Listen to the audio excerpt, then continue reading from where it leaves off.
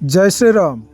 దయచేసి ఈ ప్రపంచం గుర్తించండి, ఏ మతం పెద్దదో.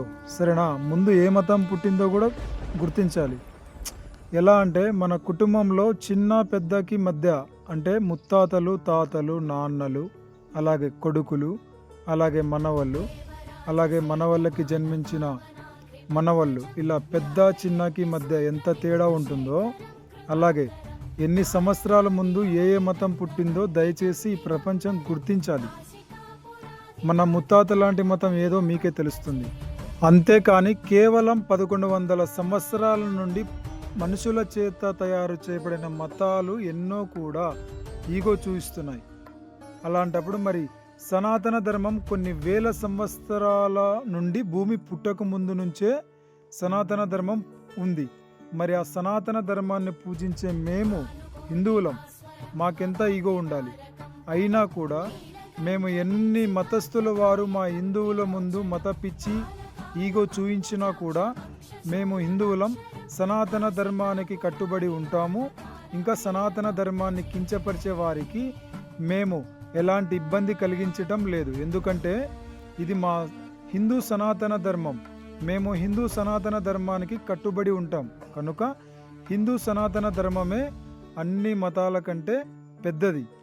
అది ఎలాగంటే మన కుటుంబంలో మన ముత్తాతలు ఎలాగైతే పెద్దవాళ్ళు అవుతారో అలాగే ఈ మతాల్లో కూడా హిందూ సనాతన ధర్మం ఒక ముత్తాత లాంటిది. అర్థమైందా? అర్థం చేసుకోండి. ఈ ప్రపంచం ఊకే మేము గొప్ప అని మా సనాతన ధర్మం ముందు గొడవ చేయటానికి, అలాగే సనాతన ధర్మం ముందు గెలవటానికి ప్రపంచం ఎన్నో ప్రయత్నాలు చేస్తుంది, అయినా గెలవదు. ఇది ఖచ్చితమైన విషయం మేము హిందువులు చెప్తున్నాం. సరేనా?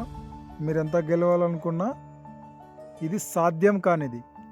ఎందుకంటే అన్ని మతాల కంటే హిందూ సనాతన ధర్మమే సనాతన ధర్మం. సనాతన ధర్మాన్ని సృష్టించిన శ్రీ బ్రహ్మ విష్ణు పరమేశ్వరులే అందరికంటే గొప్ప పెద్దవాళ్ళు కూడా. అర్థమవుతుందా? ఏ మతం ముందు పుట్టిందో ఈ ప్రజలు గమనించాలి. అంతేకాని మా మతం పెద్దదని కొట్లాడే కంటే ఫస్ట్ ఏ మతం పుట్టిందో, ఎన్ని సంవత్సరాల నుంచి ఏ మతం ఉందో కనుక్కోండి చాలంతే.